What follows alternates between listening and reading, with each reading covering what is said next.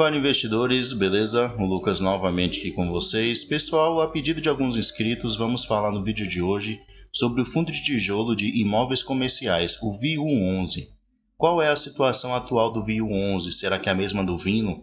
Será que vai passar aí por dificuldades nesse próximo ano de 2024 devido à sua alavancagem? É o que vamos analisar aqui no vídeo de hoje. Além disso, vamos ver qual é a expectativa para esse próximo ano de 2024. Será que compensa ou não investir no VIU11?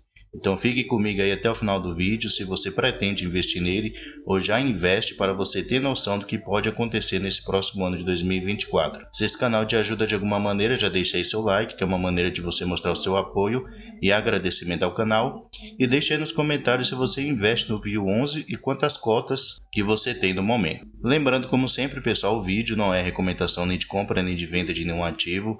O objetivo do canal é ajudar você a investir melhor o seu dinheiro.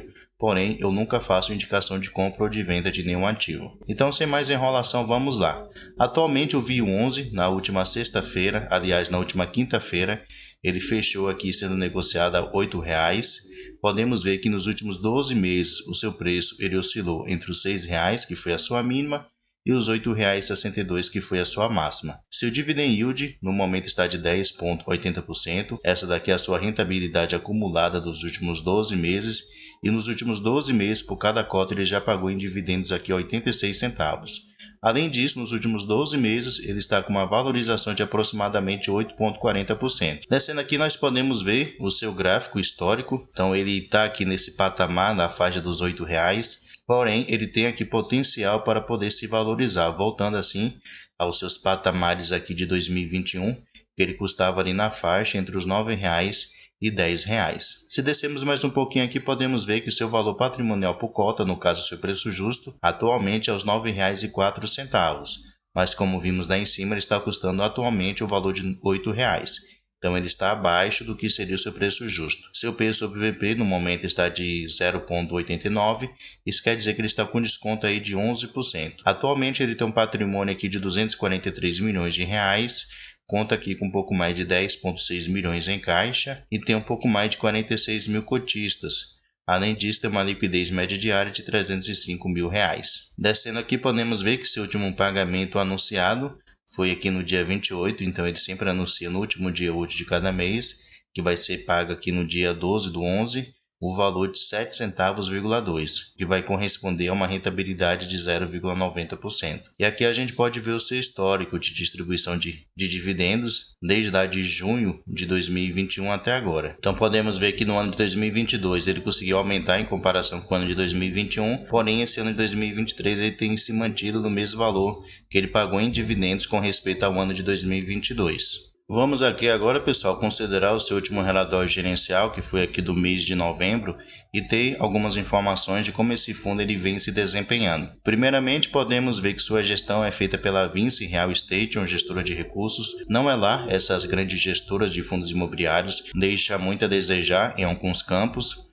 Também podemos ver que atualmente ele tem uma taxa de administração de 0,95% ao ano, já que seu patrimônio atual não ultrapassa aqui os 500 milhões de reais. Além disso, também podemos ver que ele cobra aqui uma taxa de performance de 20% sobre o que exceder o índice PCA mais o spread de 6%. Aqui podemos ver o seu demonstrativo de resultado correspondente ao mês de novembro. Então podemos notar aqui que o fundo ele teve uma receita total de 2,4 milhões de reais. Ele teve aqui algumas despesas financeiras que somou 428 mil reais, mais 169 mil reais, mais aqui 80 mil reais.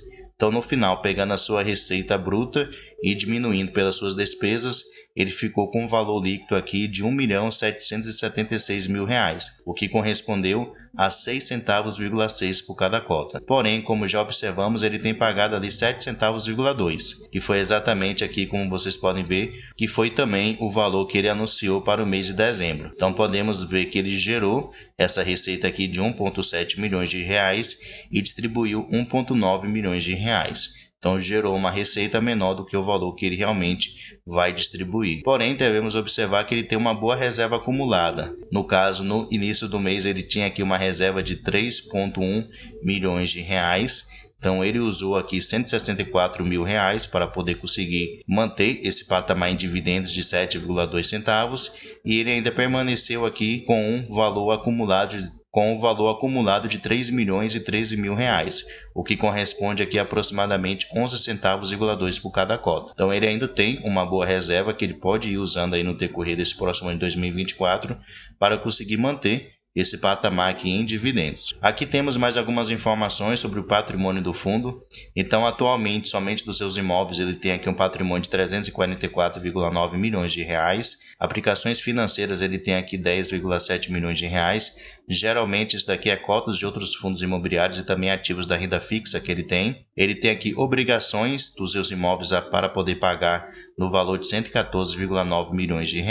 Então, no total, ele vai ficar aqui com o resultado de R$243,5 milhões, já que desse valor aqui que ele tem de aplicações financeiras e dos seus imóveis, é descontado aqui essas dívidas que ele ainda tem para poder pagar. Então, no final, ele fica aqui com R$243,5 milhões em patrimônio que é realmente do fundo. Esses R$114,9 milhões refere-se a obrigações financeiras que o fundo ele tem que pagar. Foram CRIs emitidos para ele poder comprar os imóveis que atualmente ele tem. Então ele tem aqui 3 CRIs, esses dois aqui da Facamp, ele não mostra como é que está a situação atual, né? Já que o vencimento já passou. Um foi aqui em fevereiro de 2022 e outro em janeiro de 2023. Então o fundo ele não passa informações se realmente essas duas dívidas aqui foram pagas. Porém a sua principal é essa daqui, o CRI da Anima, que ele tem uma dívida aqui de R$107 milhões. Descendo mais um pouquinho aqui, a gente pode ver o cronograma de pagamento, no caso dessas dívidas que ele tem. Então ele tem aqui seu principal, que são as amortizações que ele tem que realizar no decorrer do tempo. Ele tem aqui os juros que ele paga mensalmente. Lembrando que os juros ele paga com sua receita mensal e as amortizações, que é o principal, ele paga do seu caixa. Então podemos ver que para o ano de 2023 ele ainda tem aqui aproximadamente R$7,7 milhões para poder pagar, no caso do seu principal. Como atualmente ele tem aqui um caixa de R$10 milhões, como vocês podem ver aqui das aplicações financeiras, então ele tem suficiente para poder pagar esse ano de 2023. Porém, 2024 ele tem aqui R$7,9 milhões. Aí é que o bicho pega, já que depois que pagar essa amortização de 2023, ele vai ficar com caixa ali de aproximadamente R$3 milhões, que não é suficiente para poder pagar as suas amortizações do ano aqui de 2024 e os demais dos próximos anos. Então o fundo ali ele vai ter que dar alguma solução para essa dívida que ele tem para poder pagar. Já que atualmente ele está sendo negociado abaixo do seu preço justo, é muito difícil o fundo conseguir fazer uma nova emissão de cotas. Seria possível se ele estivesse acima do seu preço justo. Então a solução, pelo menos aqui eu vejo, é o fundo ele vender algum dos seus imóveis e dessa maneira ter dinheiro ali suficiente para poder pagar essas alavancagens. Aqui podemos ver alguns indicadores operacionais do fundo. Então podemos ver aqui o preço do seu aluguel médio por metro quadrado. Então atualmente está aqui de R$ 26,6, sendo que há 12 meses atrás estava aqui de R$ 26,5. Ele teve um leve aumento no decorrer desses últimos 12 meses, porém ele diminuiu novamente. Aqui embaixo a gente pode ver que a sua taxa de ocupação no momento está de 97%. Então ele tem aqui 3% de vacância, sendo que antes ele era 100% ocupado, ele não tinha vacância física nenhuma. Mesmo assim, a sua vacância é relativamente pequena, né? Apenas 3%. E aqui também podemos ver que o pagamento dos seus aluguéis está totalmente em dias. Então ele não tem aqui sofrido nenhum tipo de calote dos seus inquilinos. Descendo mais um pouquinho aqui, podemos ver com respeito ao portfólio do fundo. Atualmente ele tem aqui 8 imóveis que totalizam uma área de 95,5 mil metros quadrados. Descendo aqui a gente pode ver quem são os seus 6 inquilinos. Se destaca aqui a Anima, que tem a maior posição com 49% do fundo. Então nós podemos ver que a maior parte dos seus imóveis estão alugados para o setor educacional. E é exatamente o que a gente pode ver aqui embaixo, o segmento de atuação dos seus principais inquilinos.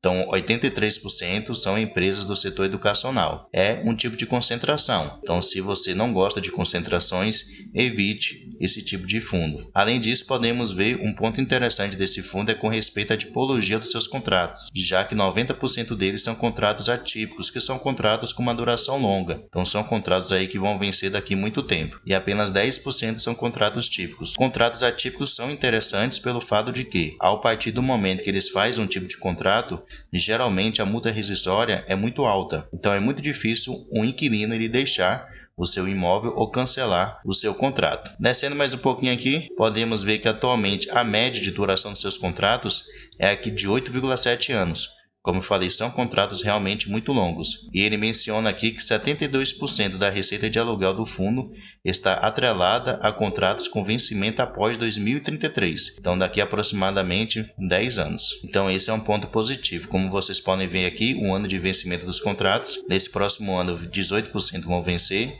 Em 2025, 8%. Porém, na sua grande maioria, como ele falou aqui, 72% vão vencer em 2033 e em 2036. Então, esse é um ponto positivo sobre o VIU11. Com respeito ao reajuste dos seus aluguéis, na sua grande maioria, 97% é usado o índice IPCA, em apenas 1,3% usado o índice IGPM. Então, podemos ver que nesse mês de dezembro vai ter um reajuste aqui de aproximadamente 25%, que é positivo, já que pode assim elevar a receita do fundo, e no primeiro semestre ele ainda vai ter mais 2 reajustes, no caso no primeiro semestre de 2024, em maio 7% e no mês de junho aqui 17%, e já no mês de julho ele tem aqui um reajuste de 49%. Então pessoal, esse é o VIU11. Aqui vocês podem ver os seus imóveis, a localização deles, quem são os seus inquilinos. Podemos ver que 100% deles são ocupados e o VIU11 tem 100% de participação em cada um deles. Então esse é um ponto positivo.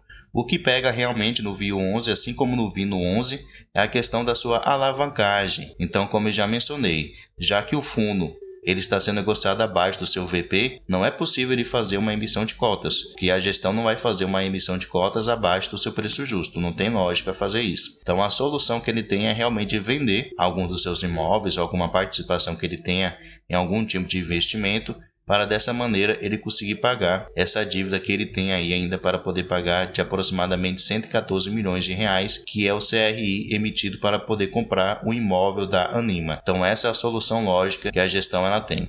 Porém, como eu já mencionei em outras situações com respeito ao VINO11, a gestão da Vinci ela é muito enrolada. Então ela demora muito para tomar uma decisão e muitas vezes a demora pode atrapalhar o futuro do fundo. Então vamos esperar aí no próximo início de 2024 ver se a gestão ela traz uma solução realmente eficiente e rápida para essa questão da sua alavancagem, tanto no VIU11 como também no VINO11. Então pessoal, esse é o vídeo de hoje, espero que tenha ajudado você de alguma maneira em mostrar os pontos positivos e negativos de se investir no VIU11.